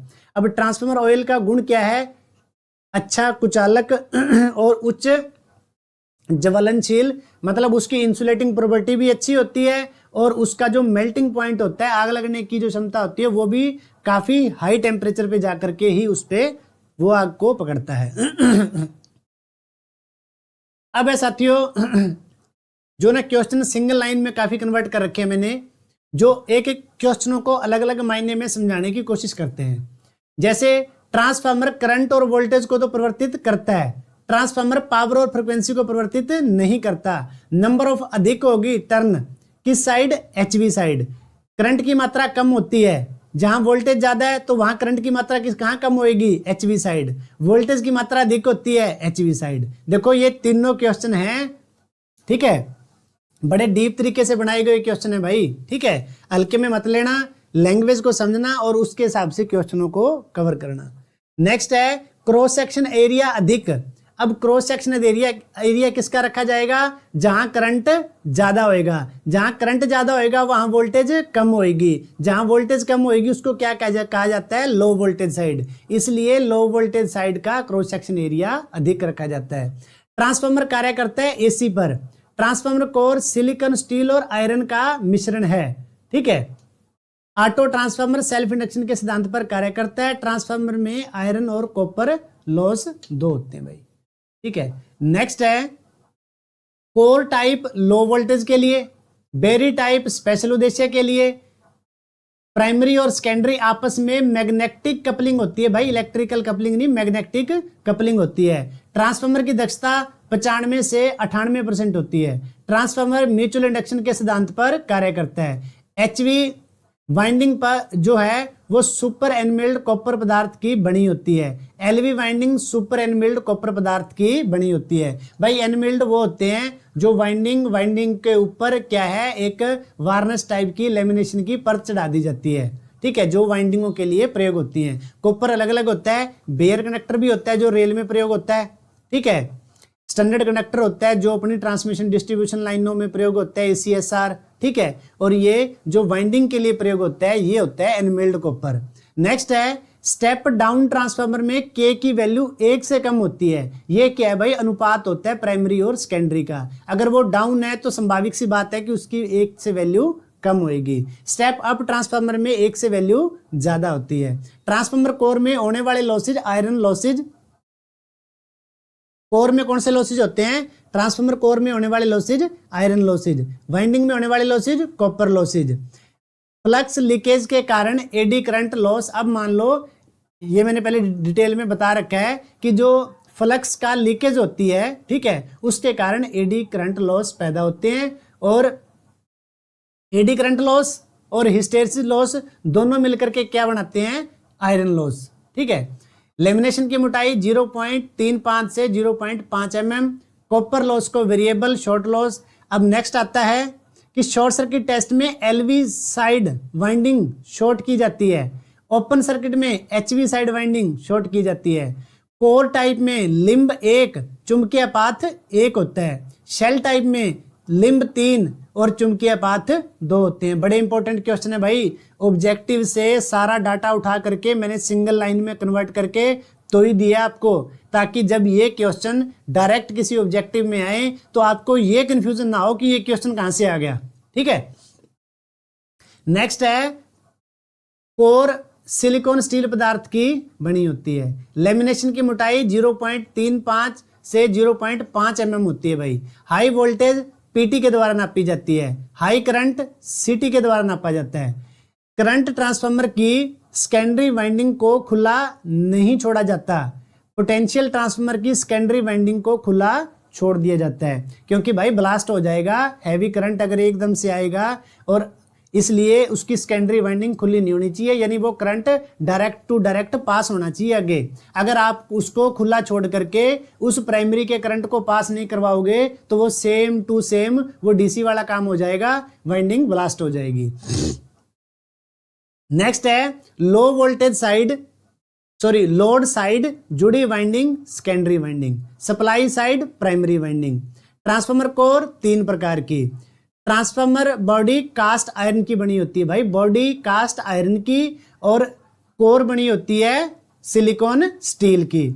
आदर्श ट्रांसफार्मर का प्रतिरोध 0 है, क्योंकि जब वो है ही आदर्श, उसमें किसी प्रकार का कोई लॉस नहीं है, तो इसका मतलब क्या है, उसका प्रतिरोध 0 है। और जब उसका प्रतिरोध 0 है तो उसके लॉसेज भी 0 है। अधिकतम दक्षता ज्यादा से ज्यादा एफिशिएंसी कब आएगी? जब आयरन लॉस बराबर होंगे कॉपर लॉस के। तो ट्रांसफार्मर की रेटिंग केवीए में और एमवीए में, ऑटो ट्रांसफार्मर की वोल्ट एम्पियर में है। तो ये तीनों ही एक, लेकिन ये कैपेसिटी के हिसाब से अलग अलग, छोटी volt ampere, kilo volt ampere, mega volt ampere. Next है सर्किट ब्रेकर की रेटिंग केवीए एमवीए में। PRV pressure release valve. Iron loss, eddy current और हिस्टेरेसिस लॉसेस के प्रकार हैं। कंजर्वेटर में 2/3 भाग तेल से भरा होता है। नेक्स्ट है ट्रांसफार्मर के आंतरिक सुरक्षा के लिए बक्कल डिले युक्ति प्रयोग की जाती है। एलटी ट्रांसफार्मर कौन से होते हैं? 15,000 केवीए से कम के। एचटी होते हैं 15,000 केवीए से अधिक के। चालू लाइन में धारा नापने के लिए क्लिप ऑन टेस्टर युक्ति का प्रयोग किया जाता है। ऑन लोड टेप चेंजर, यानी जैसे स्टेबलाइजर में आप वोल्टेज को कम ज्यादा करते हो, उसी प्रकार से पावर ट्रांसफार्मर को चेंज करने के लिए ओएलटीसी का प्रयोग होता है। नेक्स्ट है ट्रांसफार्मर वाइंडिंग कोर पर सेटअप की जाती है। ट्रांसफार्मर हमेशा माइल्ड स्ट्रिप चैनल पर सेटअप किया जाता है। ये क्या चीज है भाई? जैसे ये आपका एच पोल है, एच पोल के ऊपर आपने ये ट्रांसफार्मर रख रखा है, ठीक है। तो ये जिस चैनल के ऊपर रखा जाता है ना, इसका इसे क्या कहते हैं? ट्रांसफार्मर हमेशा माइल्ड स्ट्रिप चैनल, ठीक है। इसके ऊपर इसको, जिसके ऊपर इसको दोनों पोलों के बीच में एक एंगल लगा करके सेट किया जाता है, ये होती है भाई चैनल। हमिंग प्रभाव ट्रांसफार्मर के कोर भाग में पैदा होता है। किसके कारण होता है? हाई मैग्नेटाइजेशन के कारण। ट्रांसफार्मर ऑयल फ्लैश आउट होता है। कब आग लगती है भाई? फ्लैश आउट कब होता है? 140 डिग्री पे। ट्रांसफार्मर ऑयल ऊष्मा का अच्छा चालक है। ट्रांसफार्मर ऑयल की डाइलेक्ट्रिक स्ट्रेंथ उच्च होती है। कितनी होती है भाई? 30 से 33 केवी पर एमएम। मतलब ऑयल ले लिया आपने, इतना ऑयल लिया कि उसकी मोटाई कितनी बन रही है? 1 mm। अब इस 1 mm के अक्रॉस अगर आप 33 केवी भी अप्लाई करो तो वो पास नहीं होएगी, इतनी अच्छी इसकी डाइलेक्ट्रिक स्ट्रेंथ होती है। ये डाइलेक्ट्रिक स्ट्रेंथ लगभग सभी मटेरियल की मैंने दे रखी है, ये आप कवर कर सकते हो। तापमान बढ़ने से डाइलेक्ट्रिक स्ट्रेंथ घटती है। शुद्ध ट्रांसफार्मर में ऑयल रंग देखो, अब ट्रांसफार्मर वो था सिलिका जेल का कलर, अब किसका कलर है? अब है ट्रांसफार्मर ऑयल का कलर। ऑयल का कलर वैसे तो पीला होता है भाई, और खराब ट्रांसफार्मर ऑयल का रंग मतलब ब्लैक टाइप हो जाता है, भूरा टाइप हो जाता है। कंजर्वेटर 1/3 खाली होता है, कंजर्वेटर 2/3 भरा होता है। सिलिका जेल वायु की नमी को सोखता है।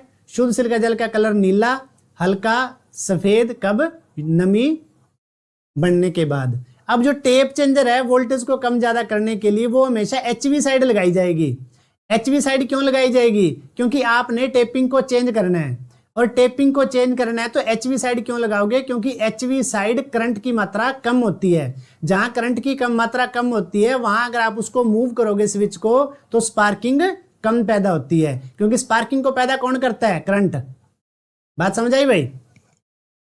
इसलिए इसको किस साइड लगाया जाता है? HV side. नेक्स्ट है जो बुशिंग होती है, बुशिंग पोर्सलिन की बनी होती है। बुशिंग क्या होती है? जो ट्रांसफार्मर में इस तरीके से बुशिंग लगा करके उनमें वायर डाली जाती है, ठीक है, तो वो किसकी बनी होती है? पोर्सलिन की।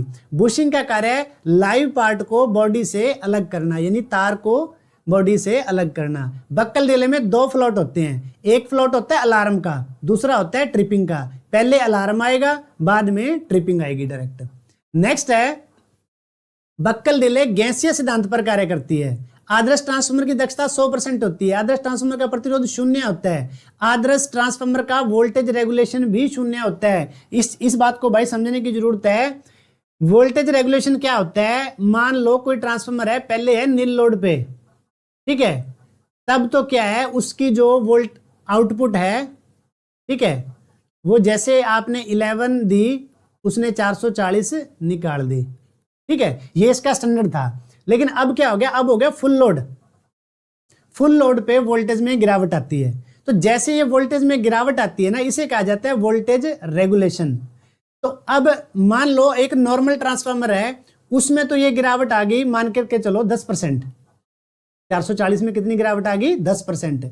लेकिन अगर आपका आदर्श ट्रांसफार्मर है ना, आदर्श ट्रांसफार्मर में वोल्टेज रेगुलेशन मतलब जो ये गिरावट है ना, ये गिरावट नहीं आती।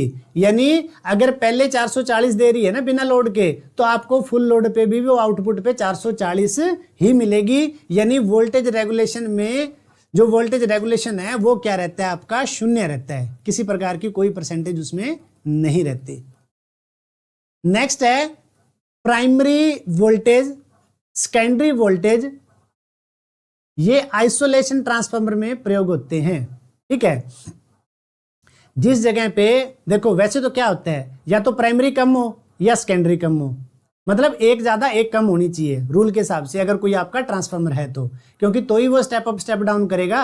लेकिन अब आपने एक ट्रांसफार्मर ऐसा बना दिया जिसमें क्या किया, प्राइमरी किसके बराबर है, सेकेंडरी के, मतलब उसमें आप उस ट्रांसफार्मर का प्रयोग तो कर रहे हो, लेकिन आप किसके लिए कर रहे हो, आप वोल्टेज को कम ज्यादा करने के लिए नहीं, एक स्विचिंग ऑपरेशन के लिए, एक आइसोलेशन के लिए, एक आइसोलेटर के रूप में उसका प्रयोग कर रहे हो।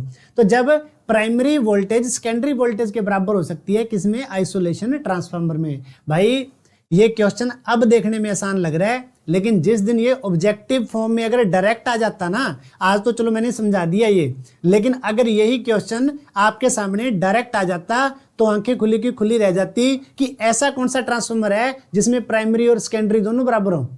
ठीक है, तो साथियों ये सारे के सारे क्वेश्चन ऑब्जेक्टिव से उठाए क्वेश्चन है, और रिपीटेड क्वेश्चनों की जो है ना, आप चिंता मत करो कि क्वेश्चन रिपीट क्यों किए जा रहे हैं। भाई अच्छे माइंड सेटअप के लिए ही मैं क्वेश्चनों को बार बार रिपीट करता हूं, क्योंकि क्वेश्चन जितनी ज्यादा बार रिपीट होंगे उतना ज्यादा आपका जो है ना अच्छे से फोकस बनेगा और आपको वो चीजें कवर होंगी।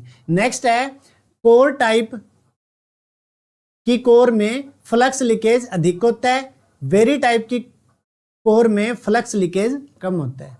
इसलिए देखो जैसे बेरी टाइप में फ्लक्स लीकेज क्या है, बहुत कम होता है, इसलिए लैब में जो रिसर्च के लिए, ठीक है, जो टेस्टिंग के लिए प्रयोग किया जाता है ना भाई, वो बेरी टाइप ही की जाती है। ठीक है, वो बेरी टाइप ही की जाती है क्योंकि उसमें लॉसेज कम होते हैं। नेक्स्ट है पावर ट्रांसफार्मर की दक्षता अधिक होती है, मतलब जो पावर ट्रांसफार्मर है, बिजली घरों में प्रयोग होने वाले ट्रांसफार्मर है, उनकी दक्षता अधिक होती है। कब होती है भाई, पूर्ण लोड पे। डिस्ट्रीब्यूशन ट्रांसफार्मर की दक्षता अधिक होती है हाफ लोड पे। यानी रूल तो ये कहता है कि पावर ट्रांसफार्मर को तो जितना ज्यादा फुल लोड पे चलाओगे ना, 100% पे चलाओगे, तो वो आपको आउटपुट एफिशिएंसी ज्यादा देगा। लेकिन अगर आप डिस्ट्रीब्यूशन ट्रांसफार्मर को हाफ लोड पे चलाओगे ना, 50% पे चलाओगे, वो आपको 50% पे लोड ज्यादा देगा। लेकिन प्रैक्टिकली फॉर्म में ऐसा पॉसिबल नहीं है, मतलब एक तरीके से फुल लोड पे ही चलते हैं। करंट ट्रांसफार्मर एक स्टेप अप ट्रांसफार्मर है। सीटी की प्राइमरी वाइंडिंग में कम टर्न तार मोटा प्रयोग किया जाता है। लाइन करंट बराबर होता है एमएफ गुणा डिस्प्ले, यानी एक मल्टीप्लाई फैक्टर के साथ डिस्प्ले पे जो है उसकी वैल्यू शो की जाती है। सेकेंडरी वाइंडिंग सदैव बंद रखी जाती है, किसकी, करंट ट्रांसफार्मर की। प्राइमरी पतले तार व कम टर्न की होती है, किसकी, पोटेंशियल ट्रांसफार्मर की। पतले तार की नंबर ऑफ टर्न, पतला तार है तो इसका मतलब यह है कि उसमें करंट की मात्रा कम है, करंट की मात्रा कम है तो वोल्टेज की मात्रा ज्यादा है उसमें। ठीक है, नेक्स्ट है हमारे लॉसेज। हिस्टेरेसिस लॉस को किससे लिखा जाता है, WH से। एडी करंट लॉस को WE से। इलेक्ट्रिक डाइलेक्ट्रिक स्ट्रेंथ ए किस पे डिपेंड करती है, ये क्वेश्चन भाई समझने का है थोड़ा, कि जो डाइलेक्ट्रिक स्ट्रेंथ है वो किस किस पे डिपेंड करती है, वोल्टेज पे, तापमान पे और नमी से कम होती है भाई।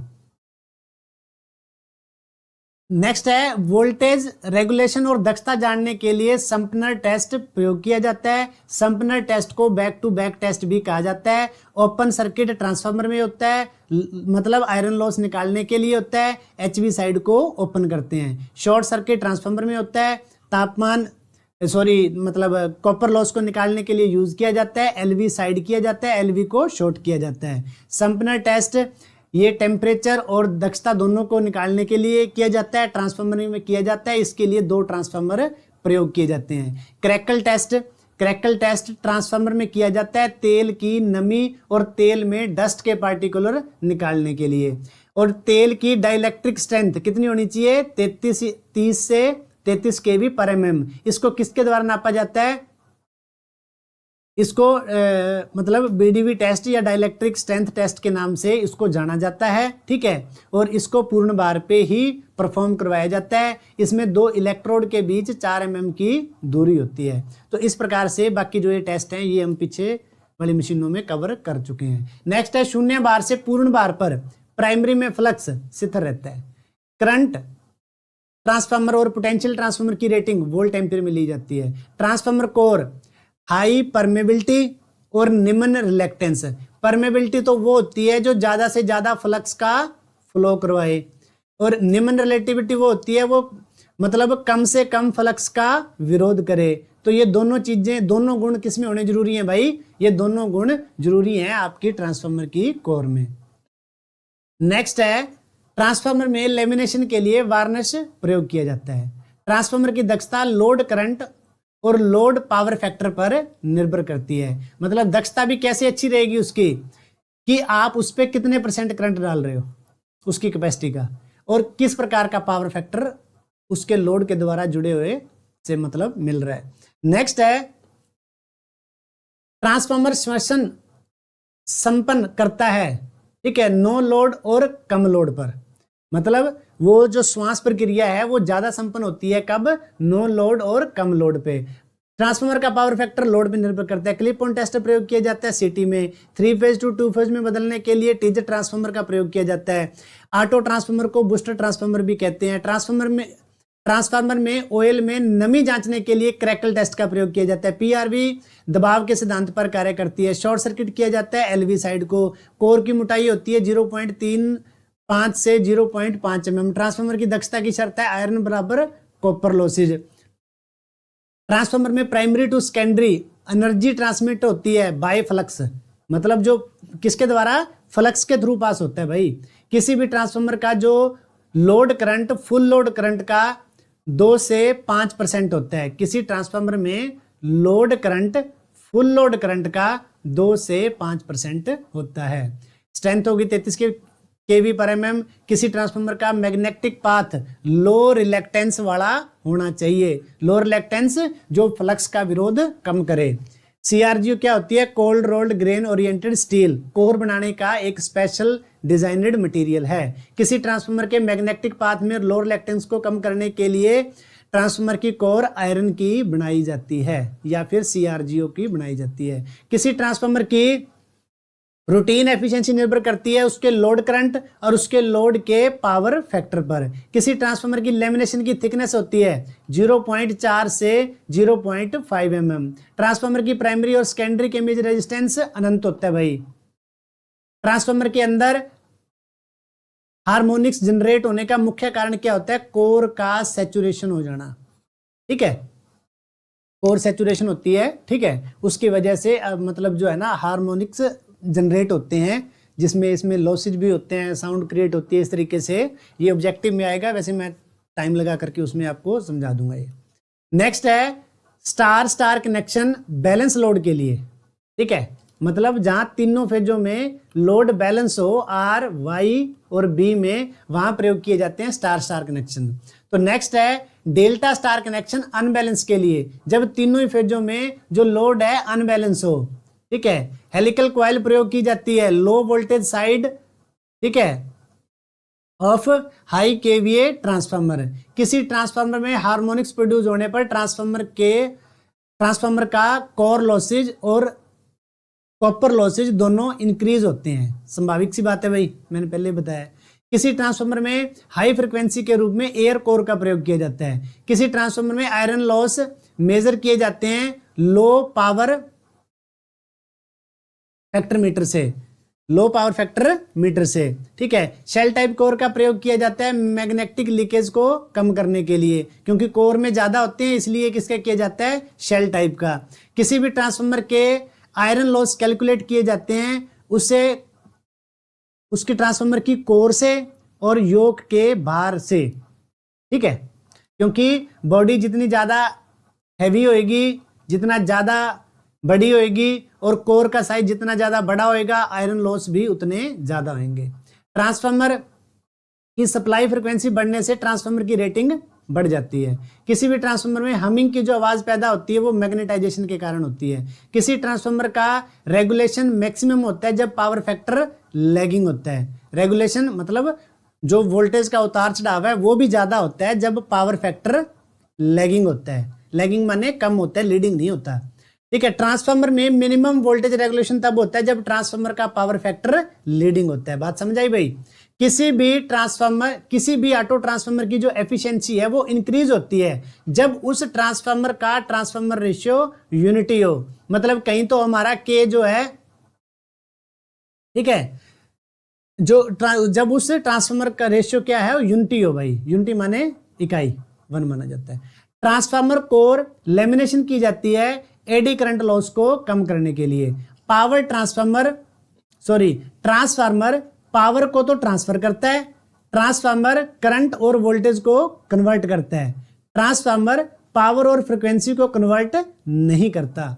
भाई जब ये ऑब्जेक्टिव में आते हैं तब ये क्वेश्चन बड़ा दिमाग घुमा देते हैं। इस प्रकार से इन क्वेश्चनों को, ये जितने भी मैंने क्वेश्चन उठाए हैं ये सारे के सारे मैंने ऑब्जेक्टिव फॉर्म से ही क्वेश्चन उठा रखे हैं, ताकि जब ये क्वेश्चन डायरेक्ट आपके सामने ऑब्जेक्टिव फॉर्म में आएंगे तब आपको इन चीज़ों की दिक्कत ना हो, परेशानी ना हो, आपको ये चीज़ें अच्छे से समझ आनी चाहिए। तो साथियों आज के इस चैप्टर में मैंने पूरी कोशिश की है कि ट्रांसफार्मर को जो है डिटेल में कवर करवाने की। और दूसरा साथियों एक चीज और भी है कि अभी भी जो है ये चैप्टर एक तरीके से हम ये कह लें कि ये फिनिश हो गया। फिनिश थ्योरी कभी भी नहीं होती, हर बार नए नए क्वेश्चन जनरेट होते रहते हैं, हमारे सामने नए नए क्वेश्चन आते रहते हैं। थ्योरी की जो गहराई है वो तो साथियों अनंत है, उसका कोई एक तरीके से छोर नहीं है।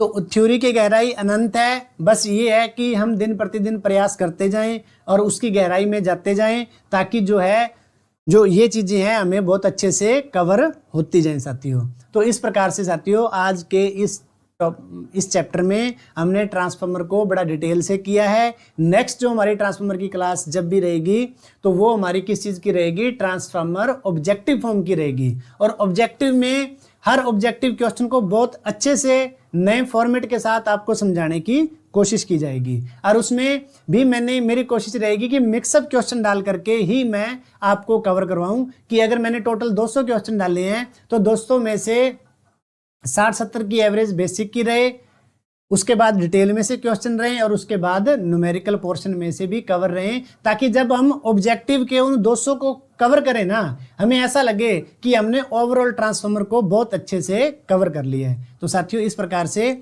आज की क्लास में बस इतना ही। धन्यवाद।